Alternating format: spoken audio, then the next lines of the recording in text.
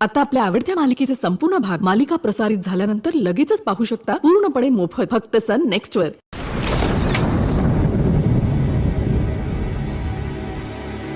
नंदिनी, अगं दूध घेऊन आलोय मी. चल ये पिऊन घे. नंदिनी, नंदिनी कुठे गेली? नंदिनी, नंदिनी, नंदिनी.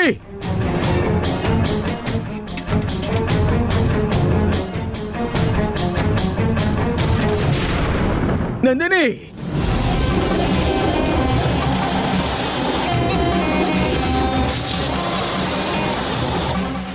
अरे रे.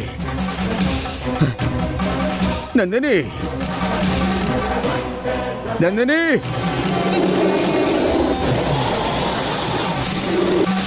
नंदिनी, नंदिनी, नंदिनी,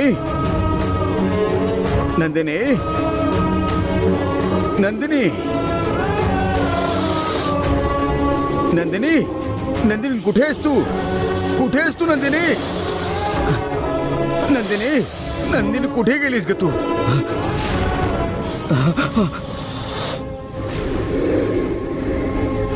नंदिनी, नंदिनी, नंदिनी, नंदिनी, नंदिनी थांब ना. नंदिनी थांब ना.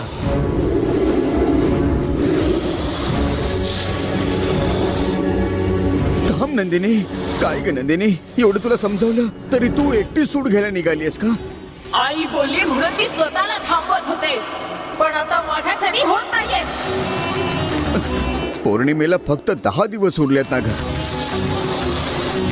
तोपर्यंत तरी जरा शांत राहा ना नंदिनी. नाही तुला स्त्रीरूप मिळाल्यानंतर आपण त्यांना अजिबात नाही सोडायचं. नाही जमणार. त्यांचा सूड घेणं जेवढं महत्वाचं आहे तेवढेच तुझी शक्ती सांभाळणं सुद्धा महत्वाचं आहे. तुला एवढा राग आहे का ग? तू माझं काहीच ऐकणार नाही. वचनच तुला थांबवू शकतं. तू यापुढे घराबाहेर पडणार नाहीस असं मला वचन दे ग. नाही जमणार. मी तुम्हाला वचन नाही देऊ शकत. तुझ्या बाबांवर तुझा जर खरंच विश्वास असेल ना, आणि तुझ्या मनात तुझ्या बाबांविषयी जरा सुद्धा आदर असेल, तू जर माझ्यासाठी काही करू शकतेस हे जर खरं असेल तर तर तर मला वचन दे नंदिनी. तुम्ही मध्ये का पडताय बाबा? मला जाऊ द्या. तू मला वचन देतेस की नाही? तू जर मला वचन नाही दिलंस तर मी स्वतःचं जीवन संपवून टाकेन. असं बोलू नका बाबा. मग वचन दे मला.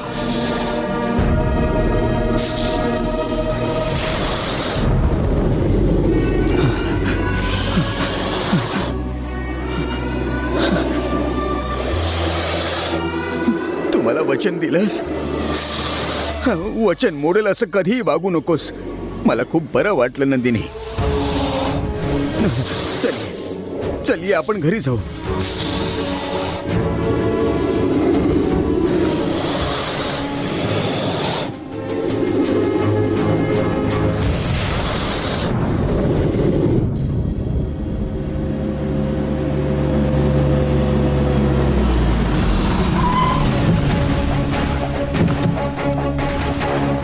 या ये रे काय रे विजय. राजशेखर? आत या स्वामीजी या.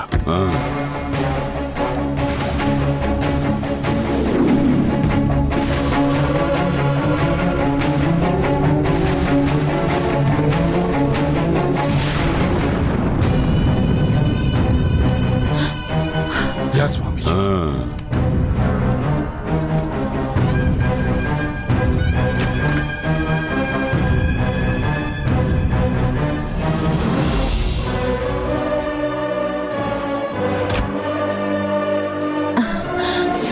तंबोरान आणि विच्छू सोबत मी बोललोय.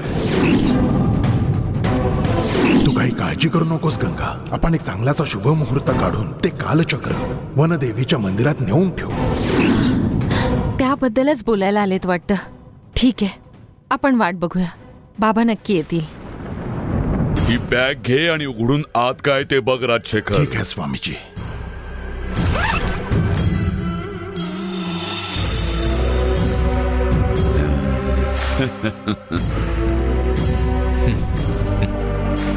अहो हे काय स्वामीजी? बिच्छूकडे असलेलं खरं मयूर कालचक्र दाखवून हुबेहूब दिसणारी तशीच 3 कालचक्र सोनाराकडून बनवून घेतली. खऱ्या कालचक्रामध्ये आणि यांच्यामध्ये काही सुद्धा फरक जाणवणार नाही. नीट बघ.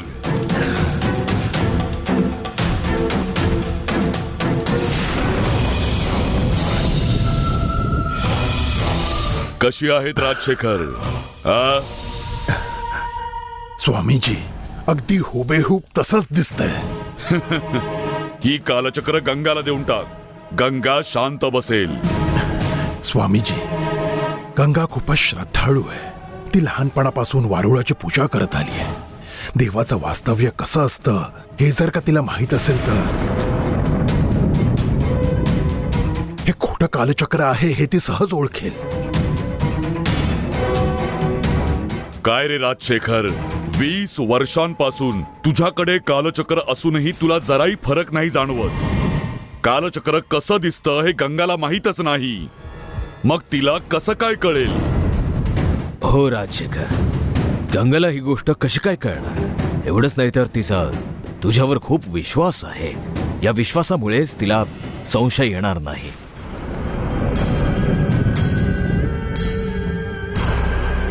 बिच्छू तुझं म्हणणं अगदी बरोबर आहे. स्वामीजी मी हे आता जाऊन गंगाला देऊन येतो. स्वामीजी तुम्ही या समस्येवर तोडगा काढला, तुमचा मी आभारी आहे स्वामीजी. गंगाच्या हाती नकली कालचक्र दिलं म्हणजे आपली समस्या संपली असं समजू नकोस. कालचक्र खरं आहे यावर गंगा विश्वास ठेवू शकते, पण वनदेवी विश्वास ठेवणार नाही. नीट ऐकून घ्या. आपण गंगाला शांत करण्यासाठी तिला ही खोटी कालचक्र देतोय. ही गंगाच्याच ताब्यात राहतील असं काहीतरी करावं लागेल. हे खूप महत्वाचं आहे. जर ती प्रायश्चित्त करण्यासाठी ही कालचक्र घेऊन वनमंदिरात गेली तर ही नकली असल्याचं वनदेवी लगेच दाखवून देईल. आणि त्यामुळेच गंगा वनदेवीकडे जाणार नाही. ही तुझी जबाबदारी आहे. समजलं ना? पार्वतीपुरम मध्ये असलेलं हे वनदेवीचं मंदिर शोधताना आपल्याला किती त्रास झाला. मग गंगा तिथे कशी काय जाऊ शकते सांगा? जरी गेली तरी कसं काय शोधून काढू शकते? गंगाला सामान्य समजू नकोस. तिचं देवीवर असलेलं निस्सीम प्रेम काहीही घडवू शकतं. स्वतःच्या जीवा पल्ल्याड असलेली तिची देवभक्ती तिला कुठेही पोहोचवू शकते. मग ती पार्वतीपुरम मध्ये जाणार का? जाऊ द्यायचं नाहीये.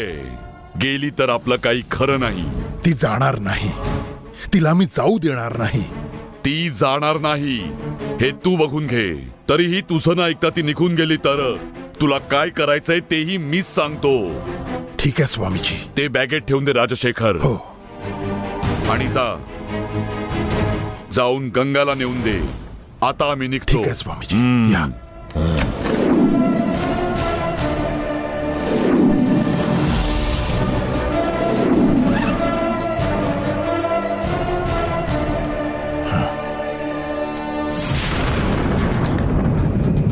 तिघं मिळून एवढी चर्चा करतायत म्हणजे कालचक्र देतील असं वाटतंय. देवारे दिलं तर फार बरं होईल.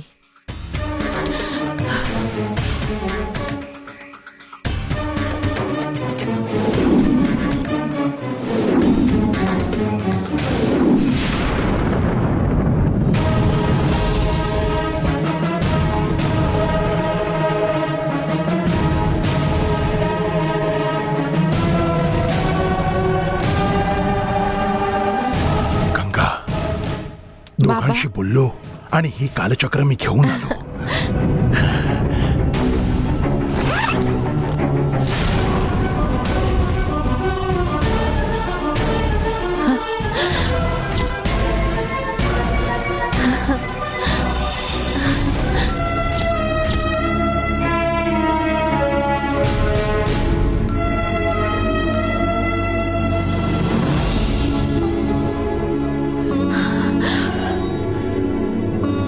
20 वर्षांपासूनची ही समस्या तुझ्या हातून संपणार असं लिहिलं होतं. आता तरी तू खुश आहेस ना? मी खूप खुश आहे बाबा. पार्वतीपुरम कुठे आहे ते सांगा, मी तिथे हे परत ठेवून येते. कसला विचार करताय बाबा? मी काही हे माझ्याकडे नाही ठेवणार आहे, मंदिरात परत करायचंय ना. पार्वतीपुरम कुठे हे कळलं तर मंदिरात परत जाऊन प्रायश्चित्त करता येईल ना. पार्वतीपुरम कुठे आहे बाबा, सांगा ना.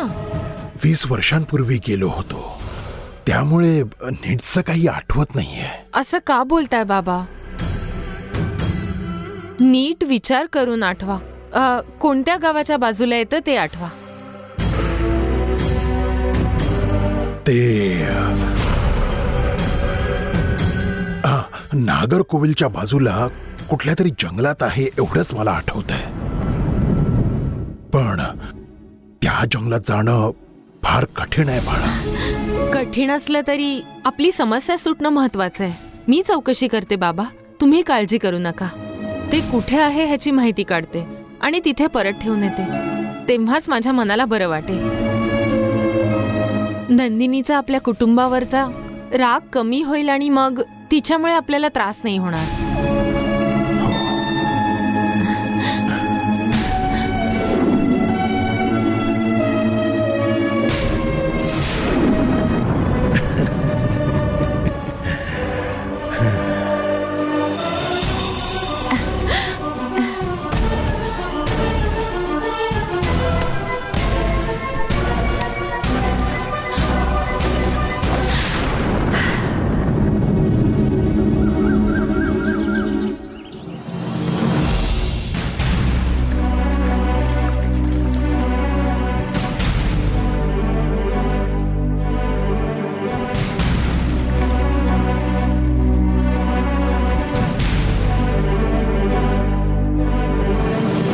बाबा, काय ग? मला एक गाव कुठे ते सांगाल का? विचार तरी, माहित असेल तर नक्की सांगेन. पार्वतीपुरम गाव कुठे आहे बाबा? पार्वतीपुरम कुठेतरी ऐकल्यासारखं वाटतंय ग, पण कुठे ते माहित नाही. ठीक आहे, पण तुझं तिकडे काय काम आहे? तिकडे एक मंदिर आहे बाबा, ते नागरकोविलच्या बाजूला आहे असं मी ऐकलंय, पण नक्की कुठे ते माहिती नाही, म्हणून तुम्हाला विचारलं. मला पण माहित नाहीये ग, पाहिजे तर मी चौकशी करून सांगतो तुला. ठीक आहे बाबा. मी सीताला भेटून येते, तुम्ही बरं, तुमचं ठीक काम आहे. करा.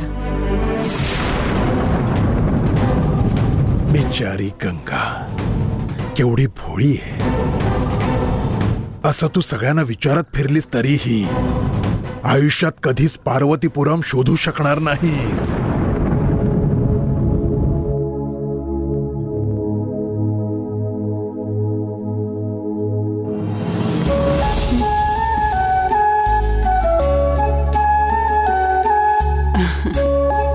ये गंगा, कधी आलीस तू? आपल्या दोघींची जोडी कशी आहे बघ. तू देवाची पूजा करतेय आणि मी मंदिरात जायचा विचार करते. देवसेना सुखरूप घरी परत आली म्हणून मंदिरात जाऊन प्रदक्षिणा करेन असा नवस केला होता, म्हणून मंदिरात जाते. तू पण येतेस का? मंदिरात ना, जाऊयात ना. हा, चल मग.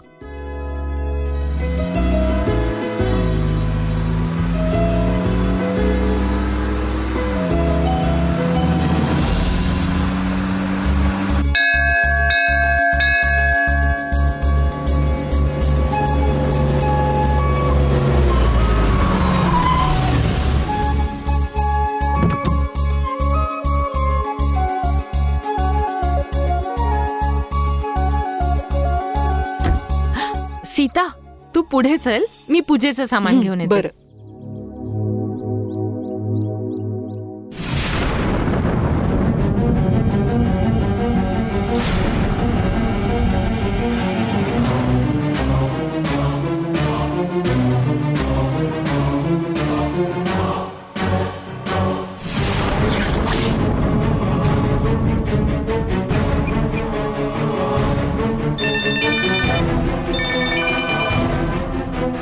बोल ग दुर्गा. अहो, मी आता सीताला पाहिलं इथे. कुठे कुठे पाहिलंस? ती आपल्या देवी मातेच्या मंदिरात आहे. तुम्ही लगेचच तुमच्या भावाला घेऊन इथे या. ठीक आहे, तू तिच्यावर नजर ठेव, मी तिथे लगेच येतो. हो मी बघते, तुम्ही लवकर निघा. ठीक आहे, मी लगेच येतो. ओम सर्वस्वरूपे सर्वेशे सर्वशक्ती समन्विते भयभ्यस्त्रहीनो दुर्गे देवी नमस्तुते. कोणाच्या नावाने पूजा करायची आहे? अरुण मेष राशी, अश्विनी नक्षत्र. देवसेना सिंह राशी, मगम नक्षत्र. सीता तुझी राशी नक्षत्र सांग ना.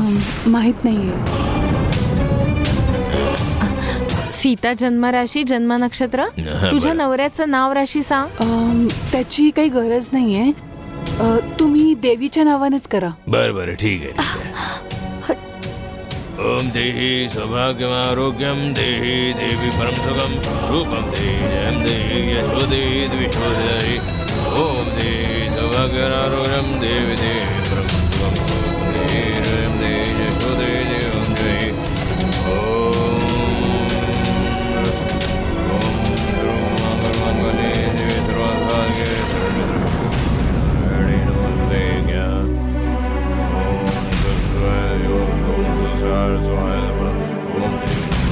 निघूया.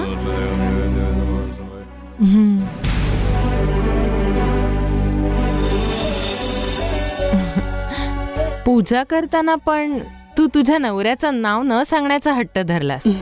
पूजेच्या निमित्ताने माझं सिक्रेट जाणून घ्यायचा प्रयत्न करत होतात. दोघी पण हट्टी आहोत हे माहितीये ना. चांगलंच माहितीये मला, पण दोघीही तशाच होत. ते सगळं ठीक आहे ग, पण तू तुझ्या नवऱ्याचं नाव का नाही मी सांगत? त्या दिवशीच सांगितलं ना, काही गोष्टी न कळणंच चांगलं असतं. तुम्ही आता इथे कशाला आलात? प्रदक्षिणा घालायला आलायत ना, मग जा ना प्रदक्षिणा घाला. जा. ठीक आहे, तू इथेच थांब, मी पटकन येते. ठीक आहे. देहि सौभाग्यमारोग्यम देहि देवी परम सुखम रूपम देहि जयम देहि. रडू नकोस ना ग. यशो देहि द्विषो जही. सीता कुठे आहे अहो दुर्गा? ऐका ना, सीता आतमध्येच आहे. मी मगाशीच पाहिलं तिला. तिच्याशी बोलून तिला समजवा आणि घरी घेऊन चला. हो या ठीक आहे. लवकर.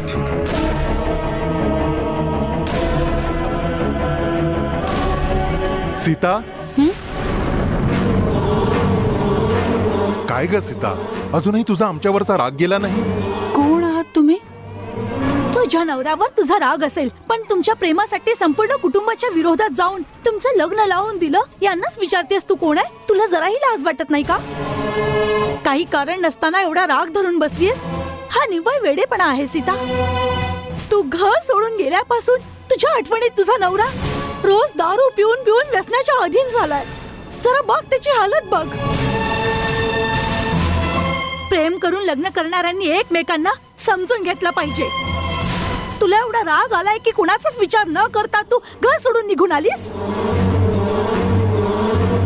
तुला कितीही राग आला असला तरी सुद्धा प्रेम करून लग्न केलेल्या नवऱ्याच्या चेहऱ्याकडे एकदा बघ, तुझा सगळा राग निघून जाईल. तुझ्या आणि आईच्या भांडणामध्ये मी तुझी बाजू न घेता आईच्या बाजूने बोललो, ही माझी चूक झाली. पण त्यावर तू एवढा कठोर निर्णय घेशील असं वाटलं नव्हतं मला. काय? माझ्या चुकीसाठी मी माफी मागतो तुझी. चल सीता, आता घरी जाऊया. हे बघा, तुम्ही कोण आहात मला माहित नाही. मी तुम्हाला ओळखत नाही. तुम्ही मला दुसरीच कोणतरी समजून बोलताय. तुम्ही समजताय ती मी नाहीये. तुम्ही निघा इथून आता. हे बघ सीता, तू नाही म्हणालीस म्हणून आपलं नातं संपेल का? अगं याने तुझ्या गळ्यात बांधलेलं मंगळसूत्र खोटं ठरेल का? कोणी मंगळसूत्र बांधलंय म्हणताय? मी तुम्हाला ओळखत नाही असं सांगते, तरी सुद्धा तुम्ही माझ्या गळ्यात पडताय. सामान्य गोष्टींवरून तू एवढं मोठं भांडण नको करूस सीता. आपली काहीही ओळख नसताना तुम्ही वाटेल ते बोलू नका. आपली काही ओळख नाही म्हणून आम्ही इथे उभे आहोत का? आपली काहीही ओळख नसताना तुम्ही वाटेल ते बोलू नका. आपली काही ओळख नाही म्हणून आम्ही इथे उभे आहोत का? मी काय बोलते ते कळत नाहीये का? अहो काय झालं? माझा यांच्याशी काही एक संबंध नाहीये, तरीही हे माझ्याशी नको त्या विषयावर भांडतायत. काय ही मुलगी तुम्हाला ओळखत नाही, मग कशाला हिच्यावर जबरदस्ती अहो करताय? दादा, आम्ही कसली जबरदस्ती करत नाहीये. ही माझ्या दिराची बायको आहे. आमच्यावर असलेल्या रागापोटी असं बोलते ही. खोटं बोलतायत. काय झालं सीता? मी यांना ओळखतही नाहीये आणि हे लोक विनाकारण मी यांची बायको आहे असं सांगतायत मला. आम्ही खोटं बोलत नाहीये. 6 महिन्यांपूर्वी माझ्या दिराचं आणि हिचं लग्न झालं होतं. सासू सुनांच्या भांडणामुळे ही घर सोडून निघून आलीये. आम्ही हिला सर्वत्र शोधत हिंडत फिरत होतो. आता नशिबाने आम्हाला ही इथे सापडली. सीता बऱ्याच दिवसापासून आमच्या घरी राहते.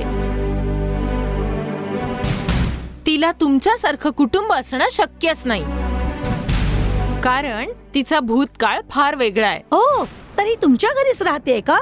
बरोबर आहे. तुमच्या जीवावरच ही आम्हाला सोडून निघून गेली असेल अशी. तुम्हीच हिला तुमच्या घरात ठेवून घेतलं का? हे बघा, मी माझ्या मर्जीने तिला आमच्या घरी घेऊन गेले आणि ती पण तिच्या मर्जीने आमच्या घरात राहते. यात तुम्हाला बोलण्याचा काही अधिकार नाही. मी बोलणारच, कारण ही माझ्या दिराची बायको आहे. आमच्या घरची लहान सून आहे. नाही, बिलकुल नाही.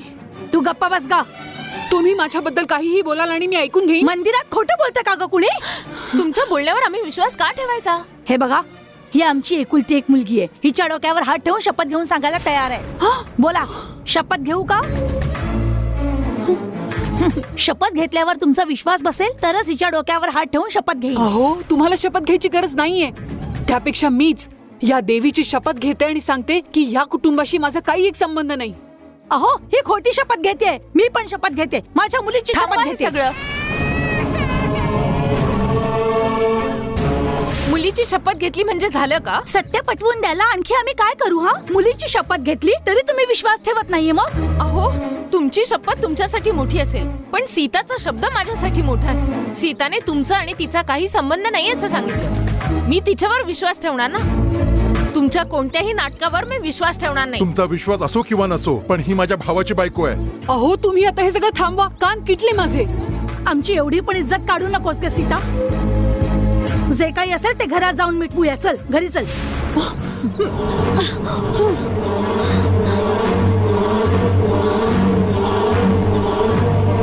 पुन्हा हात पकडलात ना तर याद राखा. काय ग सीता, प्रत्येक गोष्टीसाठी मला दुर्गा दुर्गा म्हणून हाक मारायचीस? ते सगळं खोटं होतं का? माझी एवढीच इज्जत केलीस तू? मी तुम्हाला ओळखत नाहीये हे सांगून सुद्धा तुम्ही तेच तेच तेच बोलताय. ही मुलगी तुम्हाला ओळखत नाही बोलते, मग कशाला तुम्ही तिला त्रास देताय? हे बघा, तुम्ही गप्पा बसा. ही आमच्या घरची सून आहे. आम्ही खोटं बोलत नाहीये, कळलं तुम्हाला? हे बघा, मंदिरात उगाचच वाद घालू नका. मी महालातल्या राजशेखर यांची सून आहे. माझ्या सासऱ्यांना किंवा माझ्या नवऱ्याला तुमचा हा प्रताप कळला ना तर तुम्हाला जास्त त्रास होईल.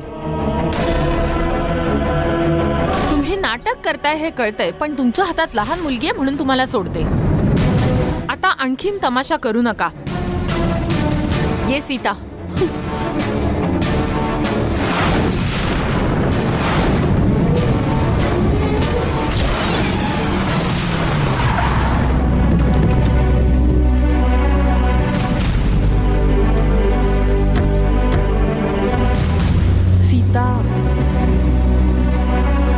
देवळात गेल्यावर मनाला शांतता मिळेल वाटलं होतं, पण तिथे गेल्यावर हे असं काहीतरी घडलं.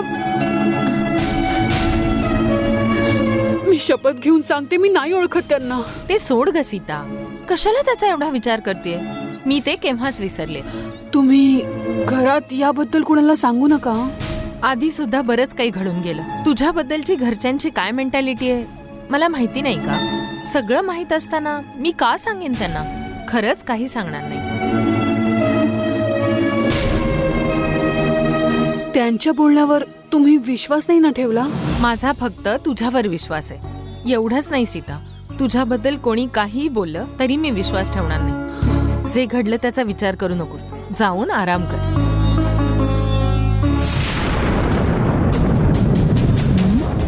येते गंगा. बघावं तेव्हा या दोघी एकत्रच फिरत असतात. या दोघी बहिणी पण ना बघावं तेव्हा एकत्र असतात. असा राग येतो ना दोघींचा. या दोघींमध्ये शत्रुत्व निर्माण होण्यासाठी काहीतरी केलं पाहिजे.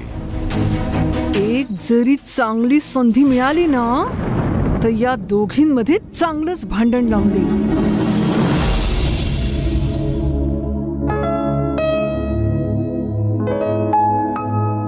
काय हो?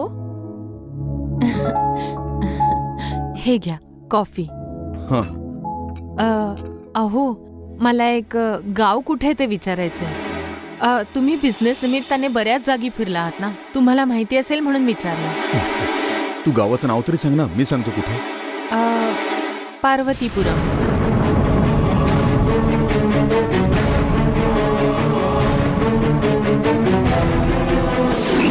सोशल साईट्सवर त्या बाईचा फोटो अपलोड केल्यावर तो बघून एका माणसाने मला फोन केला होता. त्या बाईचं नाव पार्वती. सर, नाव फक्त पार्वती एवढंच कळलं, बाकी कसलीच माहिती नाही.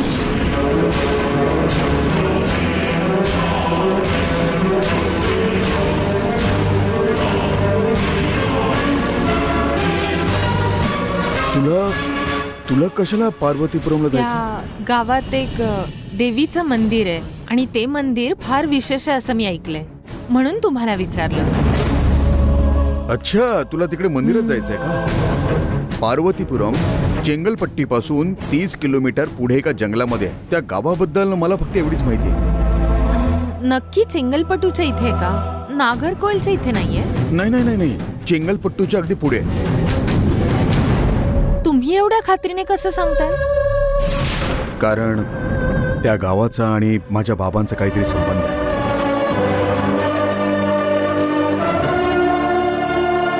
आपल्या घरात आलेल्या पार्वतीचं तेच गाव.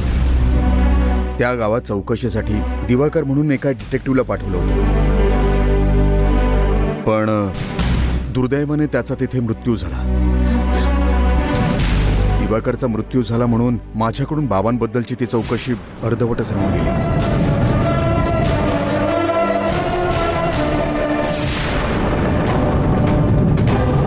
हे बघ, ते ना खूप भयानक गाव आहे. मेहरबानी करून तू त्या गावात जाऊ नकोस. कळलं का तुला?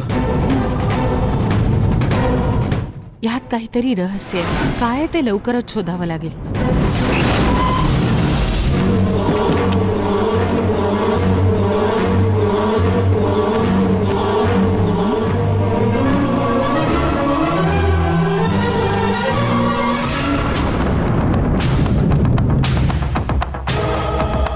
काय ग, हा? ते कोणीतरी येत आहेत, ते तुझे नातेवाईक आहेत का?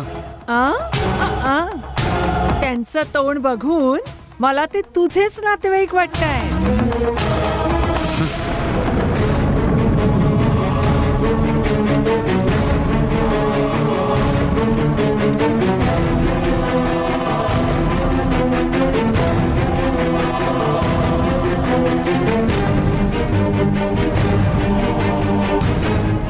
कदाचित हेच राजशेखर आहे तसं वाटतं.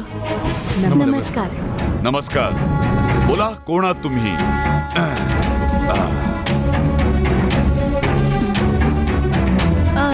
तुम्ही कोणाला भेटायला आला आहात? साहेबांना भेटायला आलो. कशासाठी? शाळेत ऍडमिशनच्या शिफारशीसाठी की एखाद्या कॉन्ट्रॅक्टसाठी मंत्र्यांशी बोलायचंय? बोला. तुमचा रुबाब नंतर दाखवा, आधी त्यांचं नक्की कोणाकडे काम आहे विचारा. आता तुम्हीच सांगा, इथे कशासाठी आला आहात? आमच्या घरची मुलगी जी तुमच्याकडे आहे, तिलाच घेऊन जायला आम्ही आलो आहोत. अरे बापरे, हा असले धंदे पण करायला लागलाय की काय? तुमची मुलगी माझ्याकडे? काहीतरी समजेल असं बोला रे. तुमच्या घरात असलेली सीता आमच्या घरची सून आहे. माझ्या दिराची बायको आहे ती.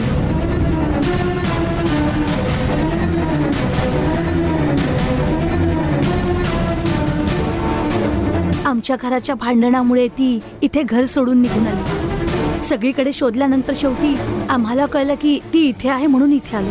तुम्ही तिची कुठलीही चौकशी न करता तिला तुम्ही तुमच्या घरात आश्रय दिला. ती अजूनही लहान आहे, पण तुमच्यासारख्या मोठ्या लोकांनी तिला समजावून घरी पाठवायला हवं.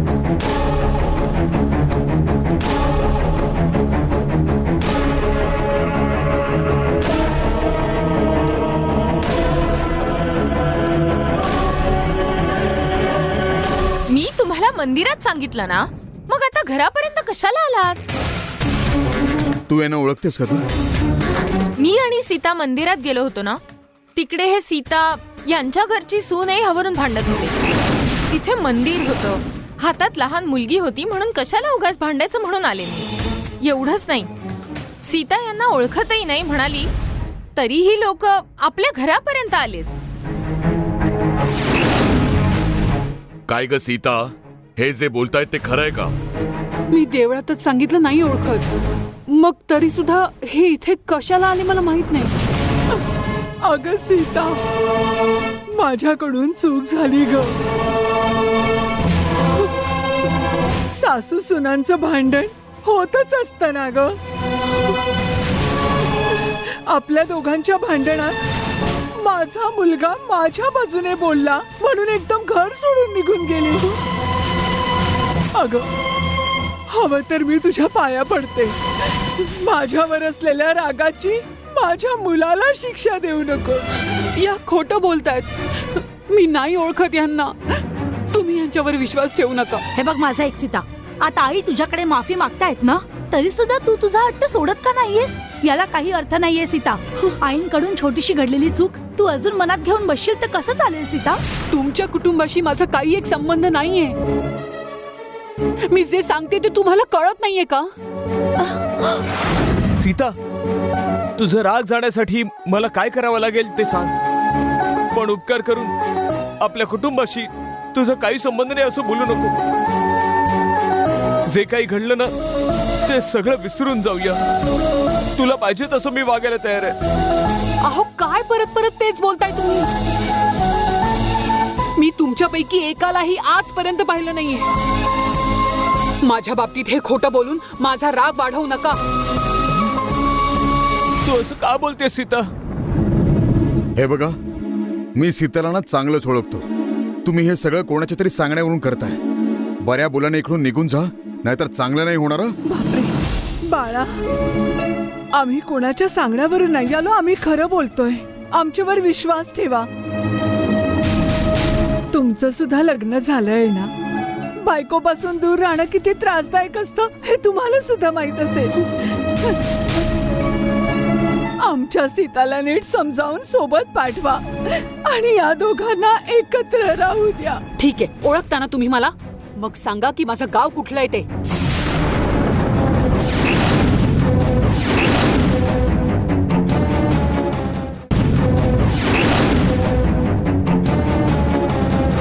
तू कोइंबतूरच्या आश्रमात मोठी झाली. तुला आई वडील नाहीये.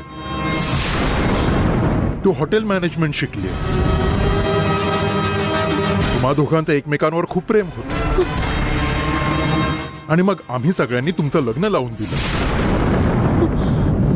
बरोबर बोललो ना?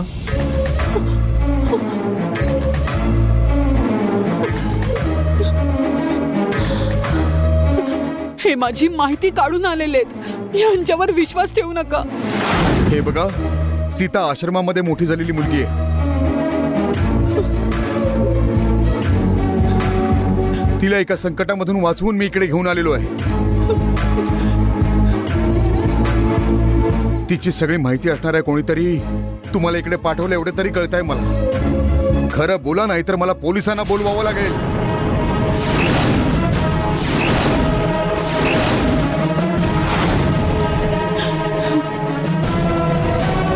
पोलिसांना बोलवा. आम्ही पोलिसांशीच बोलतो.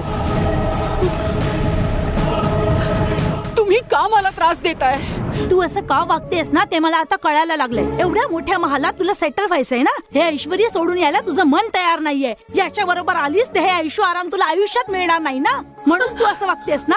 अच्छा, हे कारण आहे का? कळलं कळलं. अहो, काय बोलताय? आता कळलं मला सीता तुम्हाला सोडून का आली ते. चांगलंय, निदान तुम्हाला तरी पटलं की सीता आमच्या घरातली मुलगी आहे. पण ती हे मान्य करत नाही. इतकं सांगूनही ही मान्य करायला तयार नाहीये. म्हणजे ही घरातून रागवून नाही निघालीये. हिचा आधीपासूनच लहान होता असं वाटतंय. तोंडाला येईल ते बोलू नका. तुमचा प्रॉब्लेम काय आहे तेवढंच बोला. सीता कशी मुलगी आहे हे आम्हाला चांगलं माहितीये. हे बघ गंगा, इतके दिवस हिचा नवरा कोण आहे हे आपण शोधत होतोच ना. आता तिचा नवरा तिला शोधत इथे आलाय. तिला समजावून आपण पाठवून द्यायला हवं. तेच तर. आता बघ, त्या तुझी एवढी माफी मागतायत की नाही, मग एवढा हट्ट का करतेस? कुटुंब म्हटल्यावर भांड्याला भांडं लागणारच. त्यासाठी कुटुंबाला सोडून नवऱ्याची ओळख न दाखवता एकटीने जगणं कोणत्याही मुलीला शोभत नाही. हा, हे बघ, तू तुझं सगळं सामान घेऊन त्यांच्या बरोबर निघून जा. जा बघू. हे नुसता बघत का उठायस? तुझ्या लग्नाची बायको आहे ना, चल जा आणि तिला घेऊन ये. ए जा ना.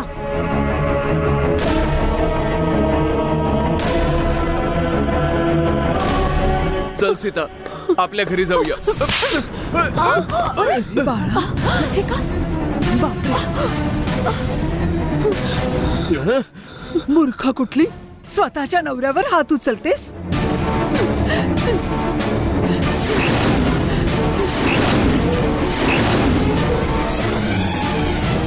हिची एवढी हिंमत, बघ कसा नवऱ्यावर हात उचलला.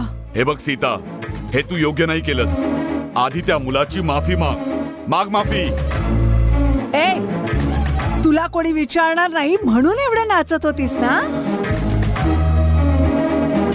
ऐका माझं, हिची नाटकं बघण्यापेक्षा तिच्या लायकीप्रमाणे वागवायला हवं होतं. तिला फरफटत ओढून न्यायचं सोडून बघत काय उभे राहिलात.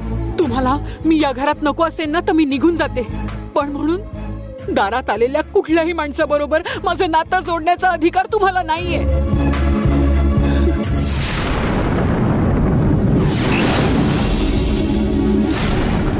थांब सीता. तुमच्या घरातील मुलगी असली तरी जबरदस्ती तिला घेऊन जायला आम्ही परमिशन नाही देत. सीता तुमच्या घरातली सून आहे याचा तुमच्याकडे काय पुरावा आहे? पुरावाच हवाय ना तुम्हाला? अहो फोन द्या. हा बघा सीताच्या लग्नाचा फोटो.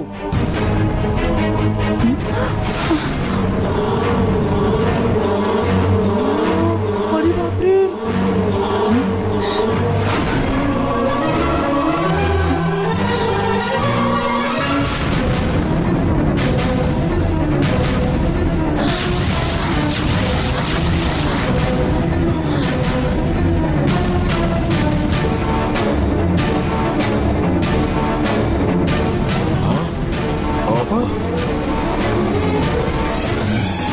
हे घे.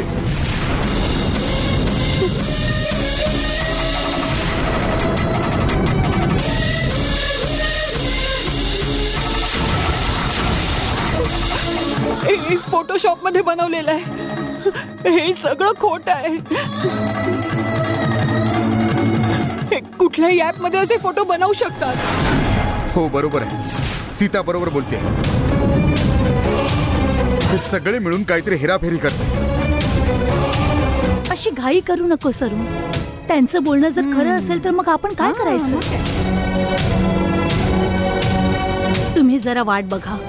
सीताला आम्ही समजावून सांगतो आणि नंतर तिला पाठवून देतो. आता तुम्ही भांडण करू नका, निघा आता. ठीक आहे ताई, तुम्ही एवढं सांगताय तर जातो आम्ही इथून. आमचं घर इथे बाजूलाच आहे. तिथे येऊन ट्रॅव्हल एजन्सीवाल्यांचं घर कुठे विचारलं तर कुणीही दाखवेल. तुम्ही तिला नीट समजावून सांगा आणि घरी आणून सोडा. ठीक आहे ना? चला जाऊया. ए चल रे. चल रे.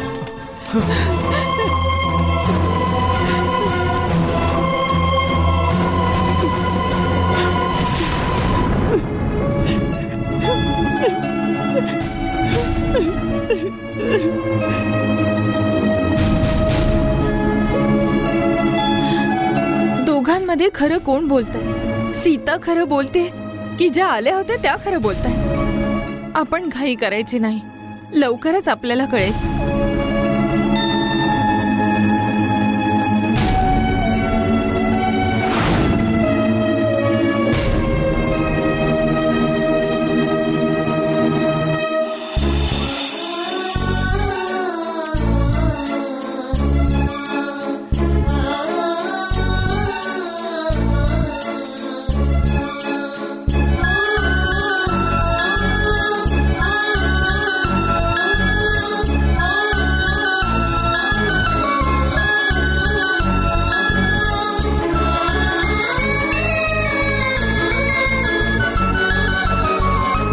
सीता,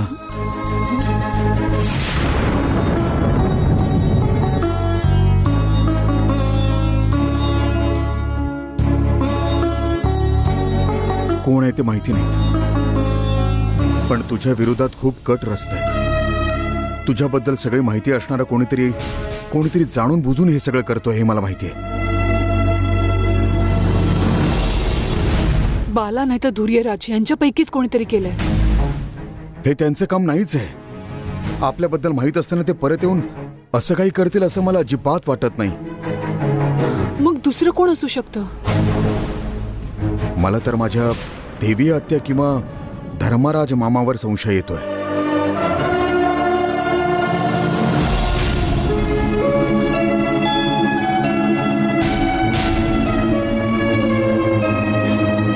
माझ्यामुळे किती अडचणी येत आहेत. मी त्यापेक्षा हे घरच सोडून जाते. हे बघ, तू काही काळजी करू नकोस. मी सगळं बघून घेईन. घाईघाईत कोणताही निर्णय नको घेऊस. त्यामुळे तूच जाऊन कुठेतरी फसशील. नाही, मी आता एक निर्णय घेतलेला आहे.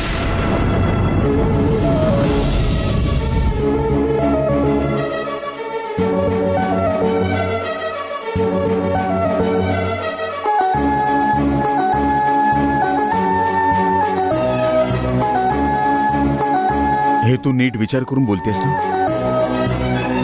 याशिवाय आता दुसरा पर्याय नाही. हाच तुझा निर्णय असेल तर मी तशी तयारी करतो. त्याआधी तुला हा निर्णय घ्यायला लावणाऱ्या आणि ही समस्या ज्याने निर्माण केली ना त्यांचा छडा लावतो.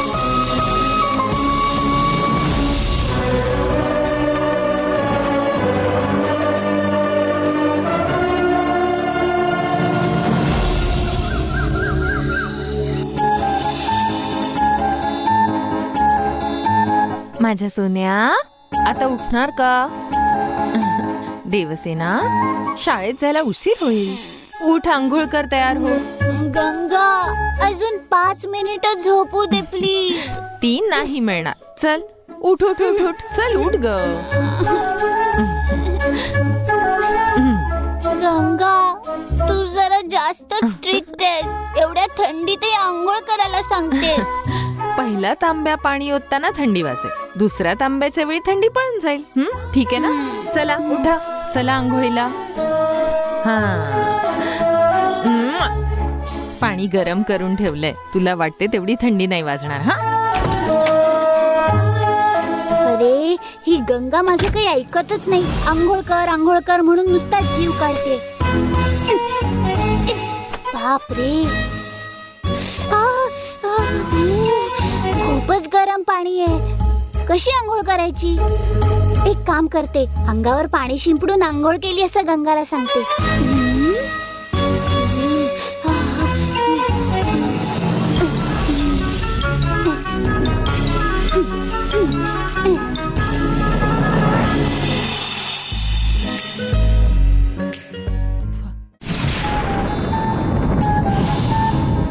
देवसेना, काय?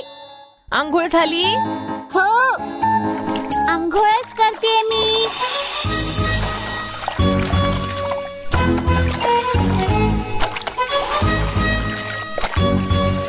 ठीक आहे, लवकर ये.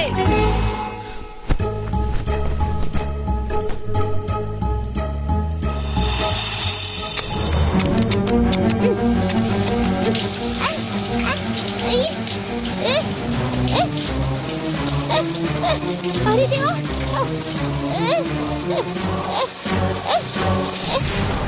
कोण आहे? मला थंडी वाजते. सोडा, कोण आहे? दिसत नाहीये.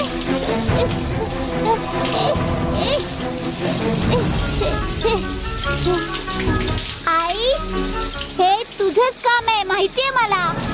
प्लीज आई, मी पुन्हा असं गंगाशी खोटं नाही बोलणार. आता आधी पाणी बंद कर आणि माझ्या समोर ये.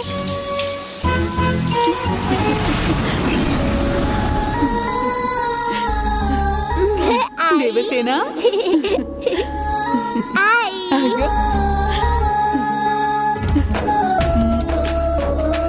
अगं तू पूर्णच भिजलीस. हो ना आई.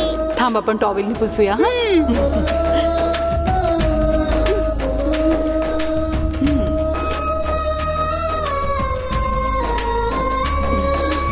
अरे देवा,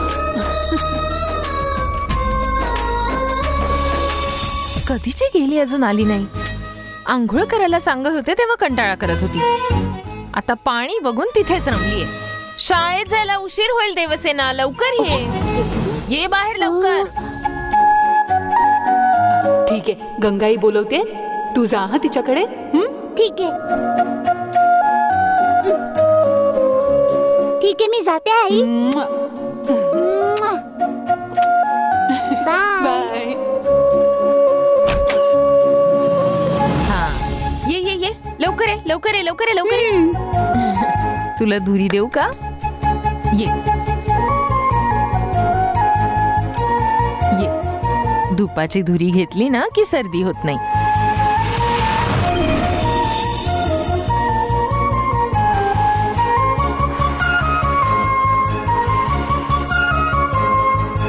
हे, खेळू नकोस. त्या बाजूला बघ, त्या बाजूला बघ.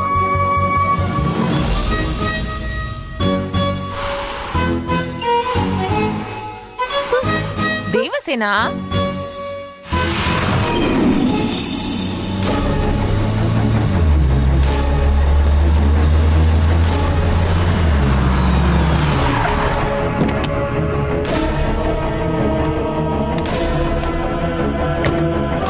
हे घ्या. धन्यवाद.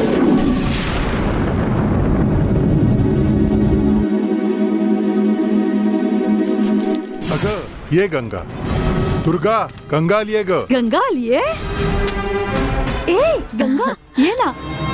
काही कळलं का ग? नाही ताई, पण तुमचे खूप आभार. वडिलांच्या ओळखीमुळे तुमची मदत झाली. माझी तुम्ही खूप मोठी मदत केली. तुमच्या धीराला सीताचा नवरा बनवून चांगलं नाटक केलं.